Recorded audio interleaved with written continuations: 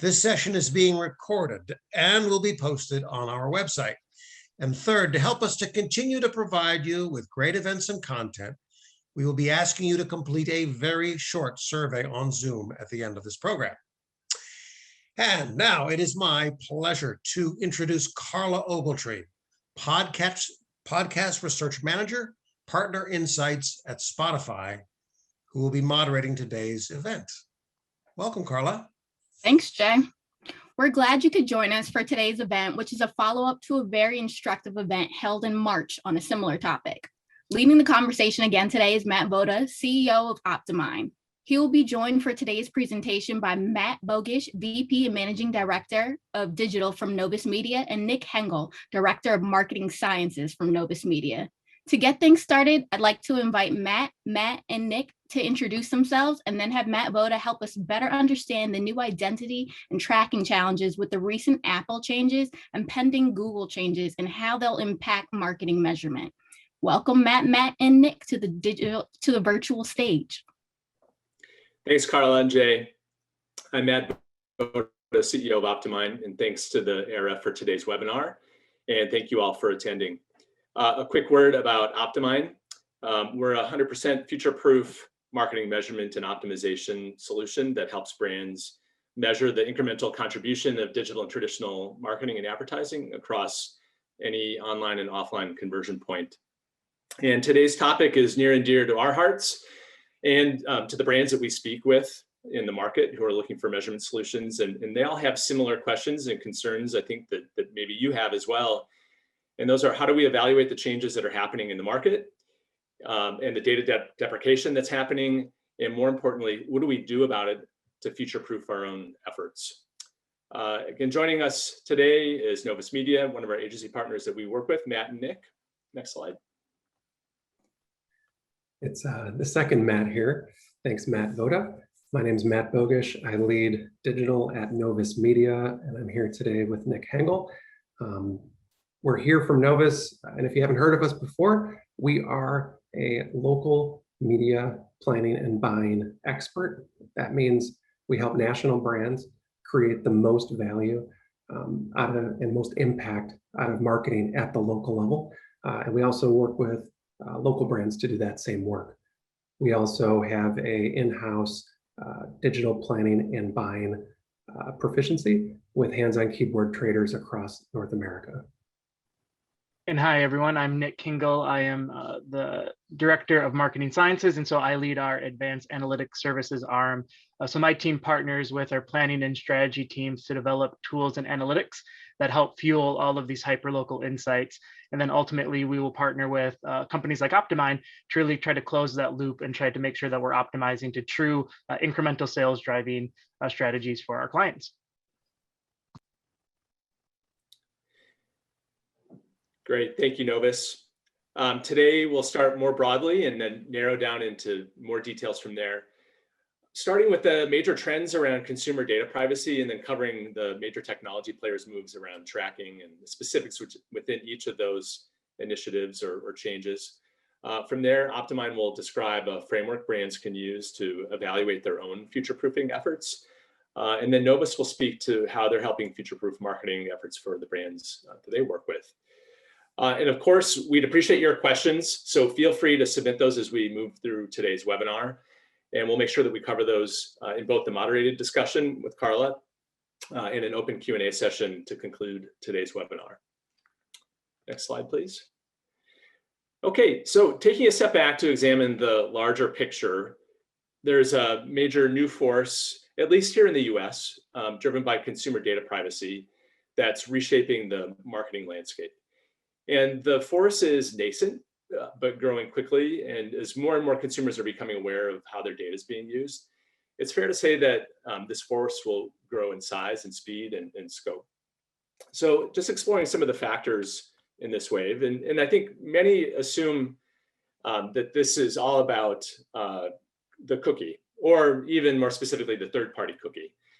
And it is, of course, and that was a major trigger point. But when Google announced that it was killing support for the third-party tracking mechanism starting next year, it really sent a shockwave in the industry, even though All the other major browsers had already made their own decisions and announcements to deprecate the tracking device. But what started out as a simple idea aimed at solving really a completely different set of problems in 1994, the cookie snowballed into a device that was used and in some field was abused to gather and collect more personal information, track consumers across sites and devices, and really help launch a retargeting industry as well. But the consumer privacy wave is more than just about cookies. And in fact, there's a major regulatory element here or side of this that's gaining more and more traction. And I thought we'll start there on the regulatory side and then jump into more details about the tech side. So when the GDPR was rolled out in the EU in 2016, it was meant to provide consumers new rights and privacy controls. The state of California then created its own version, the CCPA, in 2018. For the first time in the US, consumers were now provided the right not to be tracked, the right to be forgotten, the right to request that their data not be sold. And the CCPA was actually given more teeth in last year's election with the passage of the CPRA, which amended the CCPA and was built to provide more enforcement capabilities within the state of California, and then also tighten up the loophole around the definition of selling data. It also expanded data privacy rights around sexual orientation, religious beliefs, PHI or health information, as well as other data sources. And now we're starting to see a snowball start to roll downhill a bit. Next up are New York and Colorado. New York's bill has recently made it out of conference and appears to have broad support. Colorado's bill, SB 21190, unanimously was passed 2 days ago. Appears to be headed to the governor's desk for signature, modeled after the CCPA. I'm calling out New York's bill here specifically because it adds a new provision for private right of action, which would allow private lawsuits on the part of consumers or consumer advocates, and it actually makes it easier for class action suits as well. And this provision alone is well beyond California's law and creates significant new risks for brands from a regulatory action standpoint if passed. So the other note here is that 26 other states are actively pursuing their own privacy legislation. If you take a step back and ask what that signifies, I think a few things are clear. One, consumers are becoming more aware of the use and potential misuse of their data. Regulators are moving state by state in a vacuum of federal leadership. We do not have enough action at the federal side. And so it's going to create some pretty unbelievable complexity from a compliance standpoint as more states come up with their own individual versions of this. And as consumers move to exercise their new rights under these regs, this, of course, produces new data gaps and disconnects from a tracking-based attribution standpoint. But more importantly, I think, is that it creates new risks for brands who are relying on multiple systems, vendors, capabilities around the management and sharing of PII. And that becomes increasingly risky as a result of this regulatory wave. Next slide. So when we net out the changes happening across the market, the wave of consumer privacy is disrupting the market. You know, whether it's a huge uptick in the US related to the regulatory pipeline, or the major technology players who are reducing or stopping individual tracking and advertising. And so these new risks crop up for brands who have been relying on PII to piece this picture together. So next, I'll dive into more details about the technology side of this equation and some of the big changes coming from Google and a very big change that recently came into effect from Apple. And we'll roll up our sleeves a bit to see how these impact brands in some very visible ways and also some unseen ways.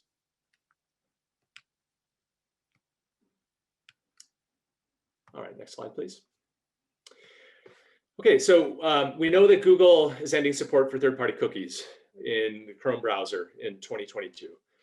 What we didn't know for certain until probably about a month or two ago was what Google was going to do or not do with regards to individually tracked or targeted advertising, or even if they were going to embrace industry-wide identity solutions, such as Unified ID and others. But in March, David Temkin of Google communicated that Google would not support or build out alternative identifiers to track individuals. They don't intend to build out a replacement for the cookie, and they don't intend to support other consortiums or industry efforts that are building out replacements to the cookie. Along with this, Google announced that they would no longer support individually targeted ads based on consumer identities. And lastly, they've actually been pretty open about Google Flock-based cohorts for some time now. And Google confirmed that the Flock-based approach as part of their Privacy Sandbox initiative will be their replacement for targeted advertising within Chrome. And that really moves individualized and personalized ad targeting to cohorts who share similar traits and behaviors within the browser.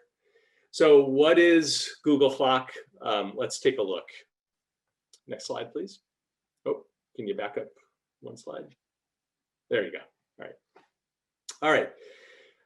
Google's Flock, or federated learning of cohorts, is a lot like contextual targeting. Everything old becomes new again. A Flock cohort is put together as a consumer goes through different sites in their browser, looks at browsing history. The browser looks at browsing history to create a contextual profile of interests and intent. So if I check out the Minnesota Timberwolves, and the fact that they have a new owner, A-Rod, means I probably like the T-Wolves. And if you follow Taylor Swift in social media, you're probably in a different Flock cohort, and there may not be a lot of overlap between our two profiles. What's interesting about this from a measurement standpoint is that the browser, Chrome, is building up the cohort on your device right on the fly. And then Google makes those cohorts available to advertisers to target. A significant point about Flock and the cohorts that get built up in the browser is that they get wiped out every 7 days. At least that's the design right now from Google. So from a measurement standpoint, if you're an advertiser with a longer purchase consideration cycle, or have deeper product or service education, this puts a lot of stress on the tracking side of things and piecing together a much shorter set of activity. The other thing is that right now, a lot of Flock plumbing isn't done. It's still being built out. So conversion measurement, how it's meant to work, what kinds of parameters and data are going to be used, how tracking will function, that's not done yet. And that's still an active discussion or dialogue in the Privacy Sandbox itself. So kind of taking a step back, I think that there's a couple of important considerations with regards to this new Flock scheme. The first is that I would kind of consider this trust but verify. Google's already claiming to provide 95% of the value of ad targeting with its own testing of Flock, and they've moved into broader testing and allow third parties to kind of to verify this. But you should take a step to verify this to see if that's actually true. A brand can take a step to go through testing, and I think we have to as an industry put that to the test to see if it really does hold up in terms of what Google is claiming for the value of these cohorts. And the second piece is that you can trust that whatever Google decides to do on this front and where the sandbox ends, it will put a maximum value on Google Ads. And I think that we'll talk about this in a minute. It will tell you about the value of Google on Google properties without understanding the lifter effect that those ads might be getting from other media outside of the Google ecosystem.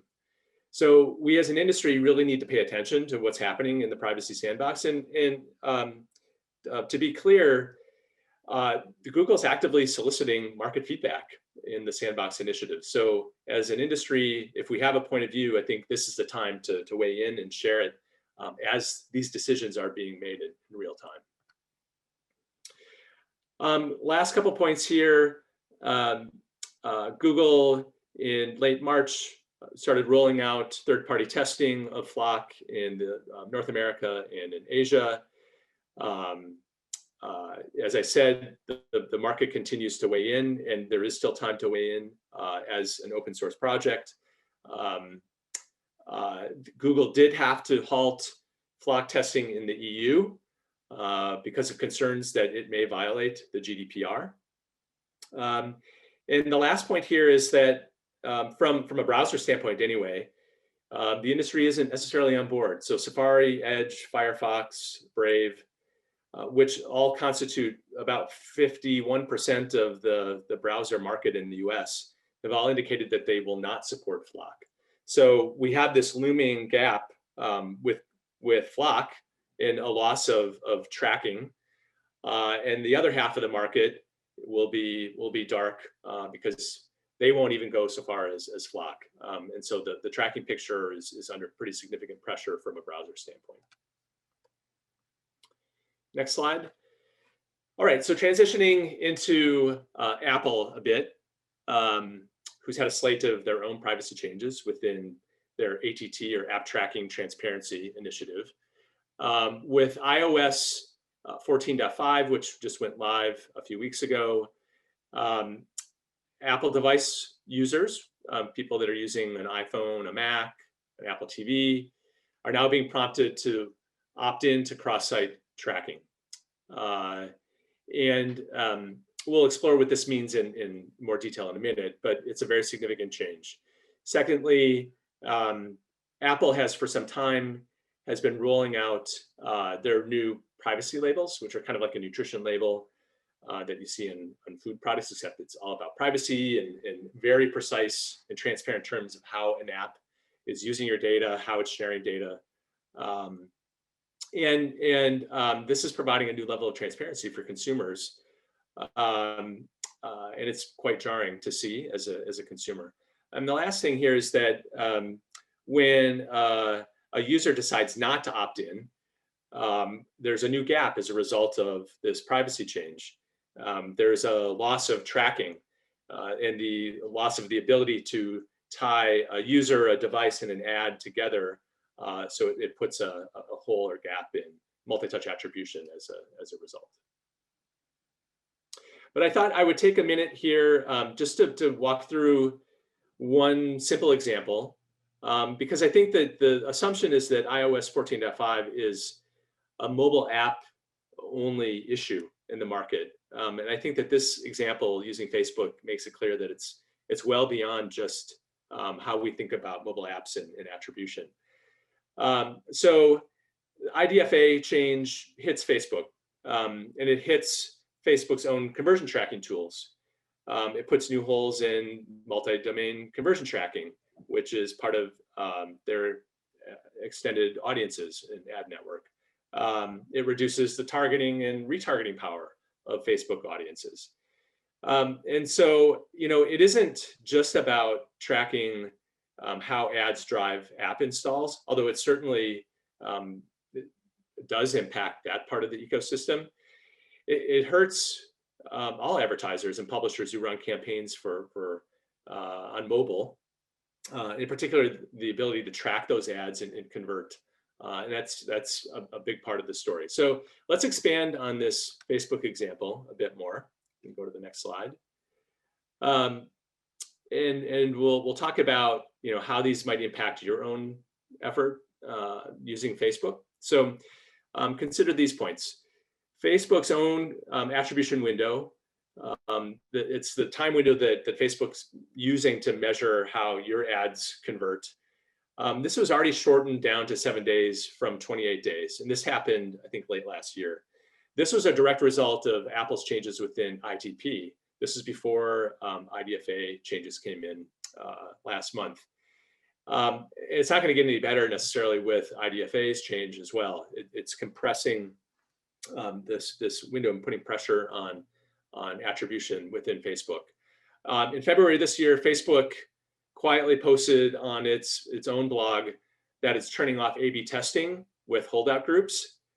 And you ask yourself why? Well, if you can't, run a clean A/B test with a controlled holdout group because you've got gaps or holes in it due to Apple's IDFA opt-outs, then you can't run a stable test versus control type of in-market effort.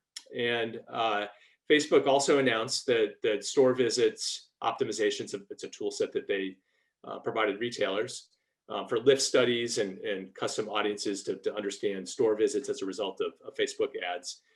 That's a tool set that's being disabled or has been disabled recently for the same reason. If you've got a bunch of holes or gaps in the tracking data and trying to piece together the ad impression to an in-store visit, you can't piece that together reliably or accurately.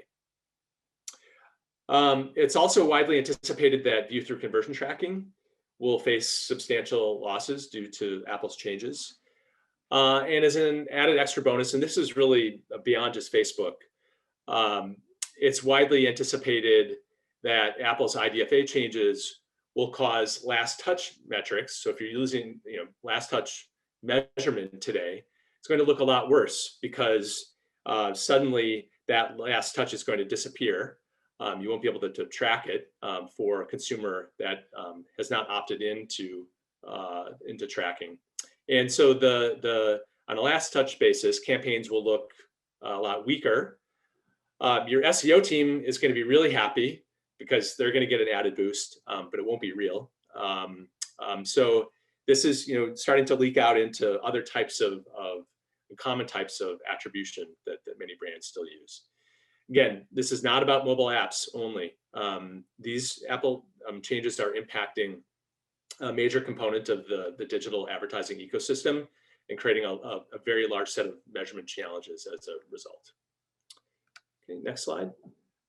Before this iOS 14.5 change, there were a number of high-profile surveys and research studies done to predict what the impact would be.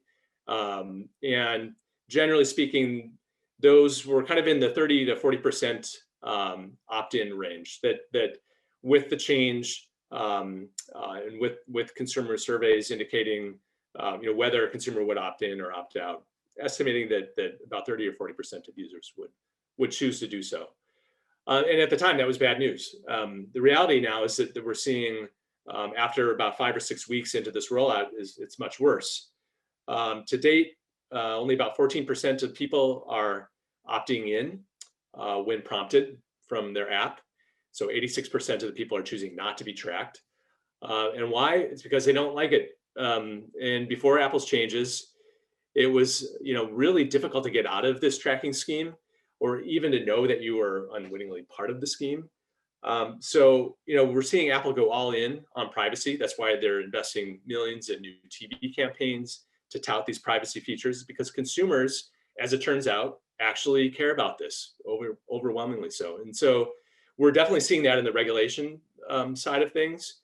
These new state-by-state regs are popular on a bipartisan basis, which is extremely rare, and it's because consumers want this type of privacy control. So I raise these points because they're really important for brands to think about, and not just because marketing technologies that use tracking that brands are using are becoming problematic, but because brands really need to be thoughtful and careful about privacy as kind of a major consumer wave moving forward. Okay, so I'll take a minute to outline a framework that OptiMine's been using with brands to think about how to future-proof their own efforts. And if we assume tracking data loss is a significant issue, which is, I think, going to be true over the next few years, the brands really need to think about how to adapt, how to adjust, how to ensure that they're set up for future-proof success. And so we'll walk through this framework. And if we start with the assumption that tracking-based measurement will continue to come under more pressure, then we have to take active steps And so, at least at a high level, we'll walk through some areas to consider. And as a follow-up, we have a guide that we can share about this future-proofing framework. If you request it in the chat, we can send it to you as a follow-up. So next slide, please. So starting with the upper left, the assessment part of this. This gets to the part of the methodology that's aimed at understanding your current state. Where in your marketing operation are you using PII? How's it being used? Where are you relying on it for measurement? And whether your own customer data is being shared with outside vendors and systems, because that's an important consideration from a regulatory standpoint. It's also meant as a step or a process to identify where you have measurement risks due to the loss of tracking data. One pro tip that we coach clients on this is that much of this work may have already been done within your organization when CCPA was launched. So your compliance teams, if you have them, probably did this assessment in detail.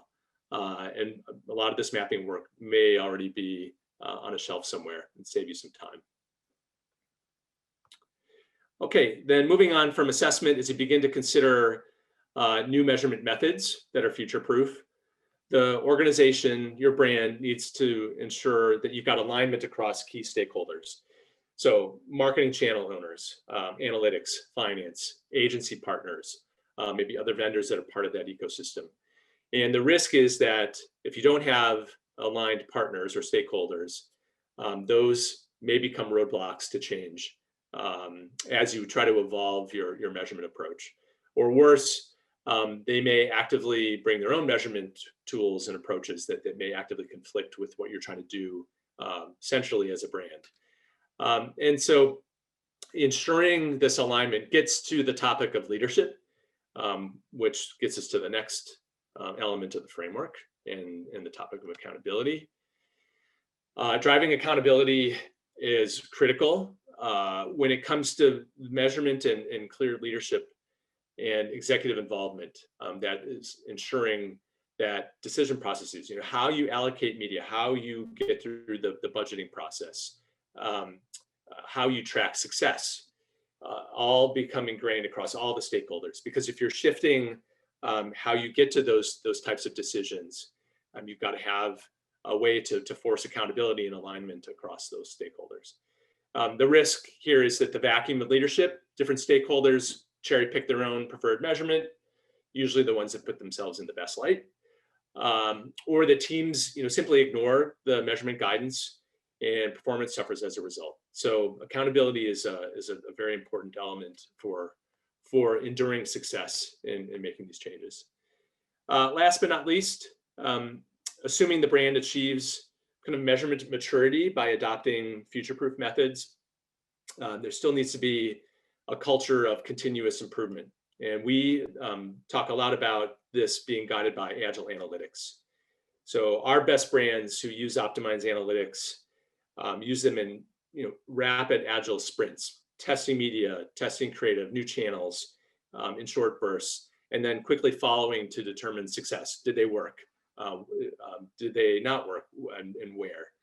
And this becomes a flywheel of continuous improvement and helps ensure that the brand is pushing and innovating and adapting. In particular, as we come out of the pandemic, behaviors continue to shift.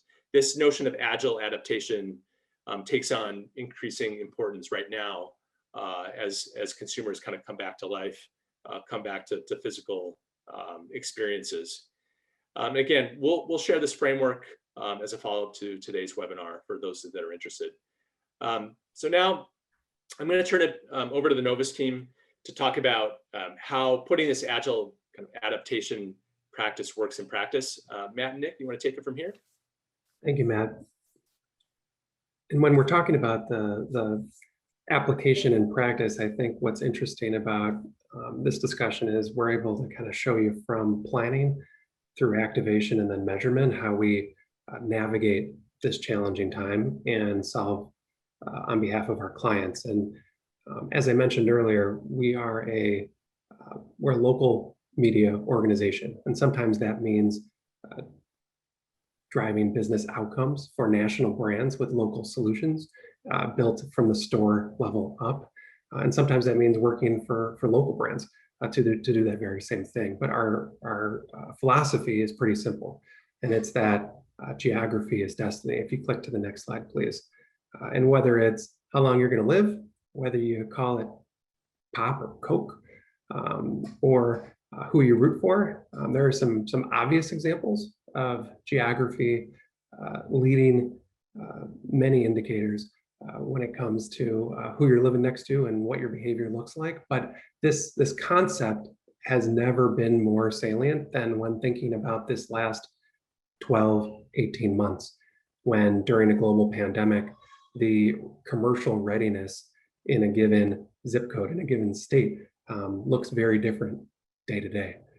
So we've taken those local signals, again, from the store on up and applied them to our methodology and the way that we do planning. Then if we go to the next slide, Matt Voda talked about a few of these already, but the key here is we need to be agile, because these changes in the tech and the privacy space are outpacing what we as an ad agency and a media planning org have traditionally relied on. And so we're displaying a couple surveys here from eMarketer over the last year, and you had 49% of the people respondents back in October, concerned about third-party cookie deprecation.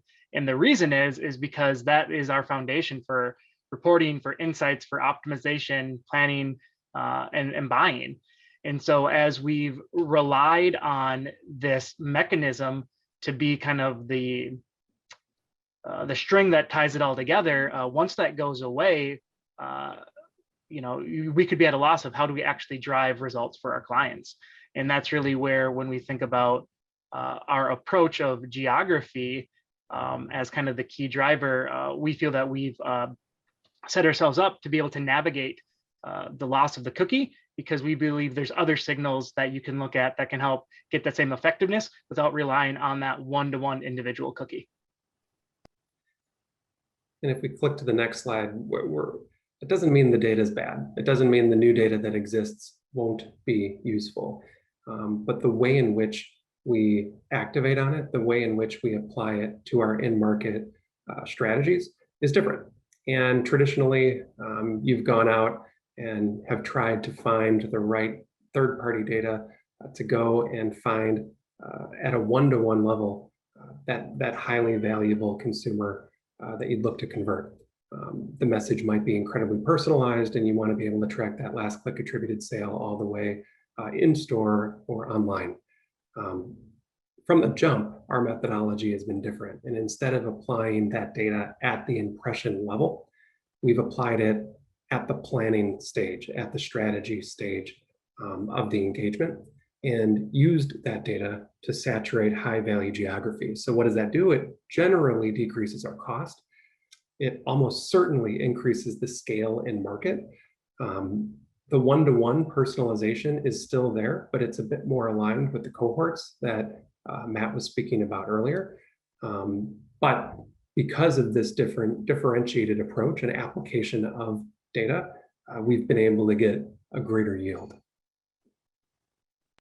And if we go to our last slide here, this is a walk of how this all kind of comes together. So how can we actually maximize sales volume and ROAS by changing this idea of when we use data? So if we just kind of do a walk from left to right, if we assume that we started the same budget with the Novus methodology compared to kind of that industry standard of where you're trying to go to one-to-one, we know that there's a cost to do that. So our strategy, what we found, is about 20-25% less on a CPM basis. So what that means is that we can put out the 30% more impressions for the same dollar. As Matt talked about, on the last slide, we know we're not going to be as personalized, and so maybe that impression level incrementality isn't quite as good. We know that if you can find that right person, give them the perfect message, that's going to give you a stronger result. But at the end of the day, if we can, put 30% more impressions, you can offset that slight degradation in performance and still drive that top line incremental sales. And what we found with, partnering with companies like OptiMine to do that closed loop measurement is that, removing that data cost from the funnel, reducing that CPM, putting more in market is really the best way to optimize these hyperlocal strategies compared to that kind of individualized one-to-one targeting.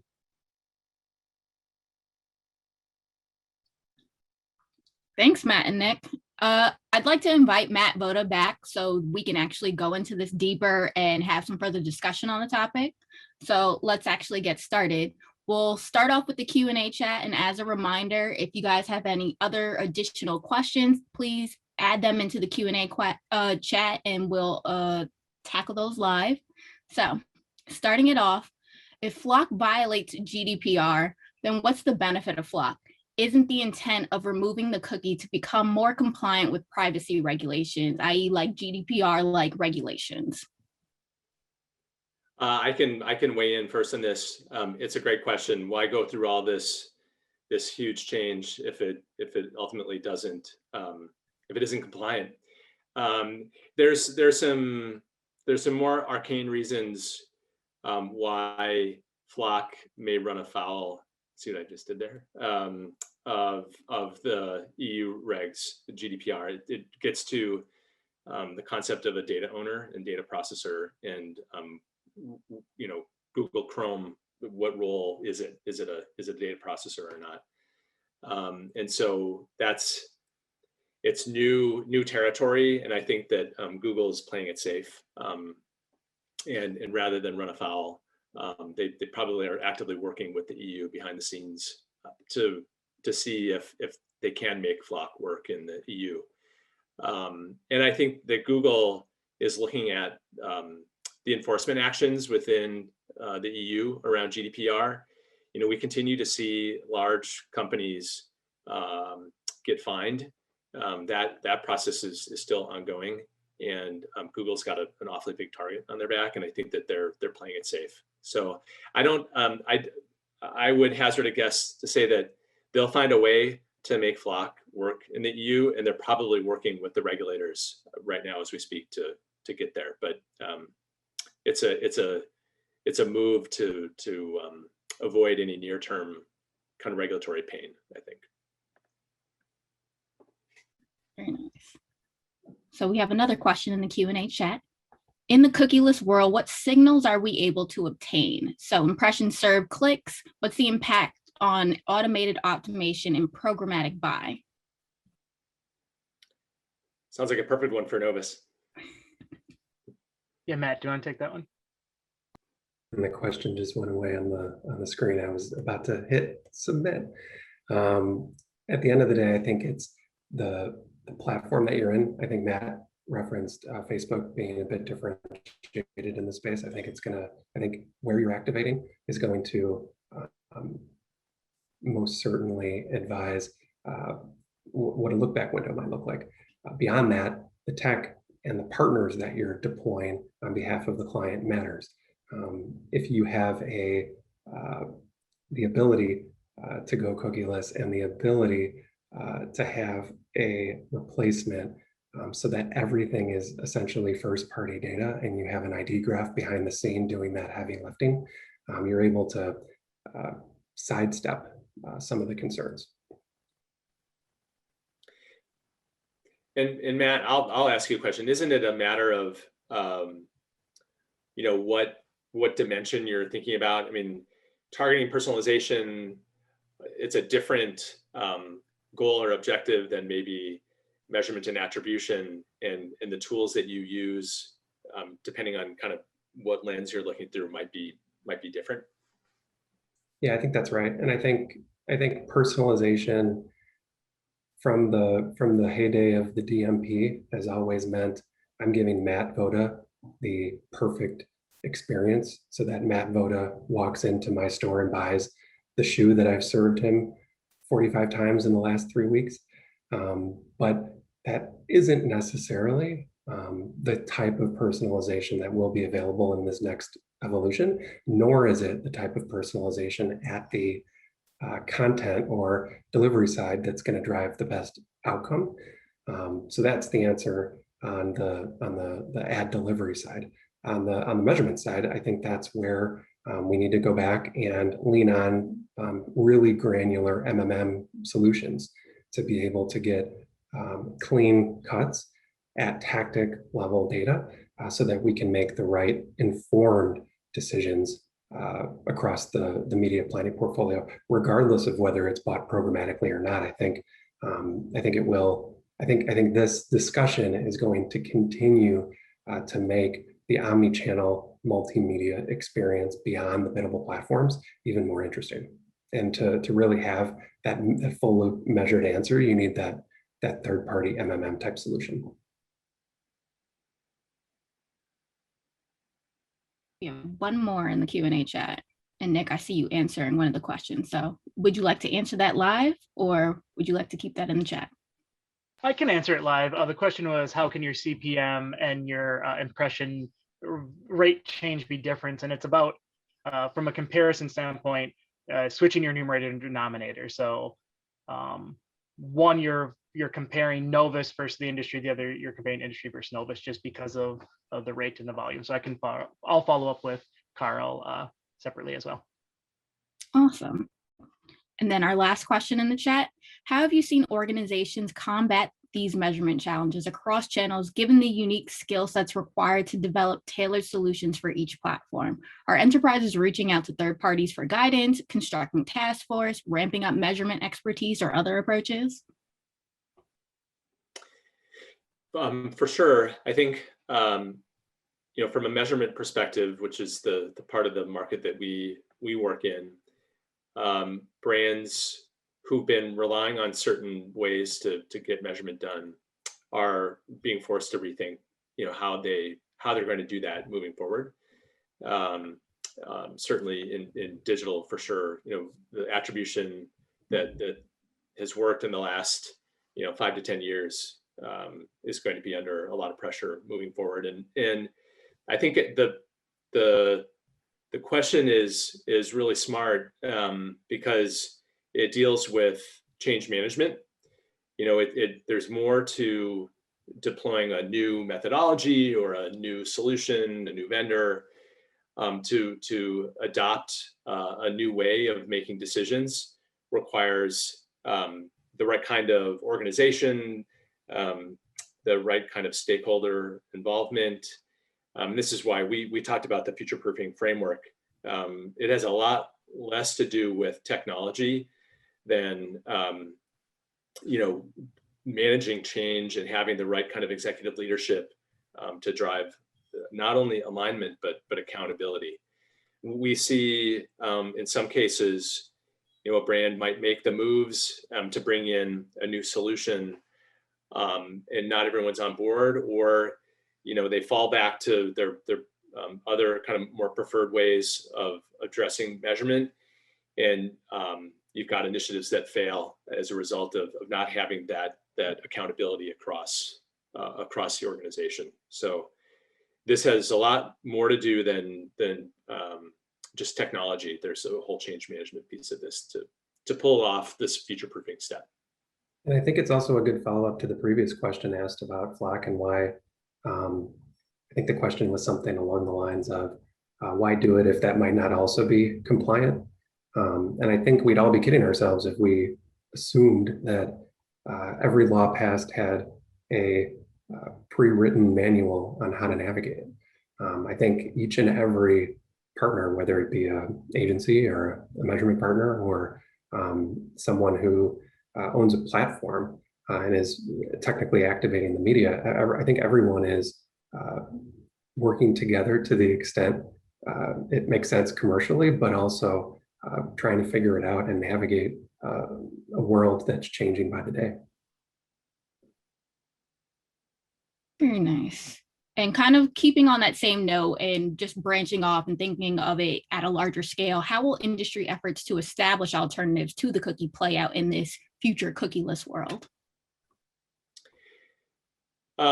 So we see some consortiums, coming up and really, looking to replace the cookie.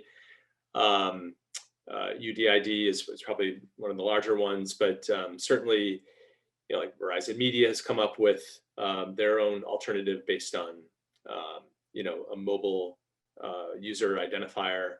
I think that we'll definitely see activity on those fronts. The hard part is, as a brand or an advertiser, it means that there's not a single solution to use across the board, unless you're willing to live within one kind of walled garden or one kind of sphere. But I think that what we've seen is that that's not, the consortiums out there are not broad enough from a cross-channel perspective to cover many different advertising mediums to provide kind of that one-stop shop.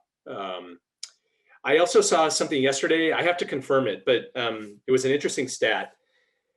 Something along the lines of only about 5% of browser sessions are authenticated by a login, or you've got a user who's identifiable as a result of being logged into their email account or Facebook. And that even if that's directionally true, the fact that Google and Apple have said that they will no longer support identification based on an email address or an account login, that creates a lot of pressure around these types of schemes. And so I think that's a question for the brand and the analytics team is, are you comfortable with a low rate of identification? And what is that threshold at which you're comfortable making measurement conclusions as that number shrinks more and more over time? Novus team, I'm not sure if you've got additional context there. Yeah, I think it goes back to kind of what you had said earlier, Matt, of the idea of we almost have to go back to what we knew previously. We were kind of in the golden age of tracking and measurement, and for a while where we thought everything was perfectly stitched together and we could really tell this really cohesive end-to-end story. And in reality, there were always issues with that, but there were enough positives that it made everyone go down that route. And so the idea of relying on business judgment plus contextual kind of decision making of what decision you're trying to make is what we found the best way for advertisers to navigate, of not looking for perfection, but for looking for the alternative. Are you making a better decision with whatever analytics you have available than waiting for kind of perfection? And I think that's the only way to move forward, is figuring out what questions you're trying to answer and answering them the best you can amongst all the constraints that you're kind of battling. I think it's tough to be a marketer right now. It's tough to be a marketer. And even looking back a few years when the cost of third-party data began to skyrocket, and there was a bit of a market-wide quandary around, hey, have we run too fast into personalization and run too far into digital, and is there value that is not being tapped in traditional media, and the pendulum swinging back and forth there? I think that's another early indicator, and will be a very kind of repeatable outcome here, because people are going to have to make that same choice. What are they comfortable with? What risk are they willing to take? How much trust are they willing to place in any given partner? Because as you mentioned, Matt, either you accept the blind spots or you go all in on one platform and live with that consequence.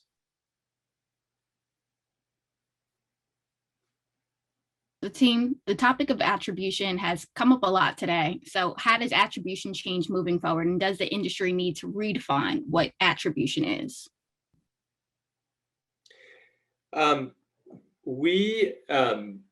We believe fundamentally that it should be redefined. I think at some point over the last 5 to 10 years, attribution came to be linked with a certain methodology, that the only way you could do attribution and measure the incremental contribution of an ad was by tracking a consumer and ads across all their devices. And what got lost in that kind of linkage was just, what is attribution? What are you trying to achieve? What's the objective? Are you looking to understand the incremental value of a campaign? What is it contributing to an outcome?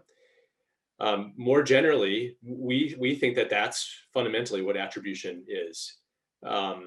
And somehow the market has decided that, and I think this is driven by industry analysts, that the only way you can do attribution is through tracking. And that creates a problem now, because tracking is getting a lot more difficult to do. We would propose fundamentally that there's a broadening or redefinition of attribution, what it's for, that's focused on the objective and not on the methodology. And I think that does a better service for the market, for analytics teams that are looking for solutions, and focusing on the core goal of what you're trying to do from a measurement perspective. We've talked a lot about that redefinition because there's a lot of confusion in the market around what attribution has to be, and it's just not true. Matt, are you leading then towards an econometric model and the output there maybe being sufficient versus a multi-touch environment?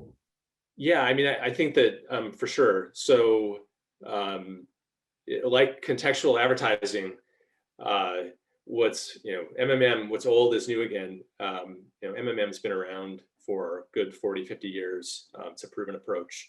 Now you can do things with MMM that you couldn't do 10 years ago with high scale computing and AI. And so it plays kind of a very new and significant role in attribution, even though the market may not think about attribution using that methodology. It definitely can be applied in this case. And it's importantly, it's not suffering from the PII and tracking challenges because there is no PII involved in the methodology. Okay, team, closing it out today, our last question. Should brands be racing to get reads now to prepare for the fact that measurement reads will degrade significantly heading into 2022? I guess one take is, what's the value of what's happening today? I'm not sure I'm going to trust in 2022 anyway. And I think that's, it's a conversation that we've had internally and we've had with Matt Voda on some partners that we work on. And the idea of using historic baselines or even recent performance to predict the future is just more and more problematic. The last 16 months has effectively eliminated all baselines. And so if you're trying to make decisions for next year based on what's happening today, I would caution against, we don't know what the next 6 months are going to hold. That being said, if you're focusing on creative learning, channel testing, if you're doing it in a deliberate approach, there's no harm in that. But the idea of trying to kind of buy everything before it runs out of, there's a run at the store, if you will, I'm not sure you're going to do anything other than create a bunch of data that's not going to be usable or potentially not usable moving forward. Yeah, Nick, I think it's a great point. We've seen some who've said, hey, we need to hurry up and kind of freeze our measures for advertising on Apple or iOS because the picture is going to go away, and we need to hold on to this measurement so that we know how well it works, next month or later in 2022. And I think Nick's point is spot on. You can't cling to that measure because we're coming out of a period of the pandemic, and consumer behaviors are going to shift again. They're already starting to shift. And so what worked, in the first quarter of 2021 is not necessarily going to work in the fourth quarter of 2021, and certainly not in 2022. So it's just interesting to see this scramble. Let's our baselines. Let's kind of lock this in so that when things go dark, we know what we can kind of count on moving forward. And I think that's a big mistake. It certainly it could work short term, longer term. We'd expect to see media consumption patterns and habits shift again. Consumption patterns definitely shifting, and those measures are not going to be reliable, medium term or long term. Very nice. I'd like to thank the three of you for joining our panel today, and I'm going to toss it back to Jay to close us out for our session today. All right. Okay, well, thank you, Matt Voda and OptiMine, for sponsoring and programming this Insight Studio. We'd also like to thank Carla Ogletree, Matt Bogusch, and Nick Hengel for joining us today. And we are deeply grateful for your time and your knowledge. Now, please make sure and complete the very short survey I told you about, which should be popping up at any moment now. I just wanted to say that it's been a pleasure for the ARF to host this Insight Studio. Please be on the lookout for an email the next couple days with links to this video, to the video of this program, and the link to the presentations. So thank you very much for attending, and have a great rest of your day. Thank you.